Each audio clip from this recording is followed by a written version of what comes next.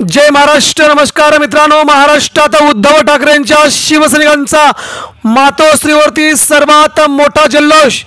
उद्धव ठाकरेंच्या शिवसेनेने घेतलाय सर्वात मोठा ऐतिहासिक निर्णय। तब्बल 30 वर्षानंतर मुंबईत उद्धव ठाकरेंच्या शिवसेनेचा जलवा। मित्रांनो, ठाकरेंची शिवसेना मुंबईवरती राज करणार। बघूया काय महत्त्वाची अपडेट। महाराष्ट्राच्या राजकारणामध्ये उद्धव ठाकरेंना अतिशय प्रचंड महत्त्व प्राप्त झाले। उद्धव ठाकरे म्हणजेच महाराष्ट्र, अशा प्रकारचं सध्या महाराष्ट्रामध्ये वातावरण आज मितीला चालू झालं आहे।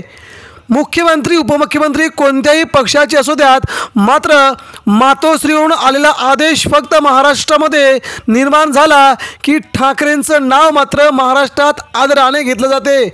अशाच प्रकारे आज उद्धव ठाकरेंनी आणि आदित्य ठाकरेंनी मुंबईत सर्वात मोठी घोषणा करून राज्याच्या राजकारणामध्ये सर्वात मोठी खळबळ उडवून दिली आहे। शिवसेना पक्षप्रमुख श्री उद्धव ठाकरे, आदित्य ठाकरे यांनी मुंबई महानगरपालिकेसह राज्यातील 27 महानगरपालिका, संपूर्ण जिल्हा परिषदा, पंचायत समित्या सगळ्या निवडणुका स्वबळावरती लढण्याची ऐतिहासिक मोठी घोषणा आज सकाळी केली आहे। या घोषणेमुळे राज्याच्या राजकारणात सर्वात मोठा उलटफेर सध्या आपल्याला पाहायला मिळेल।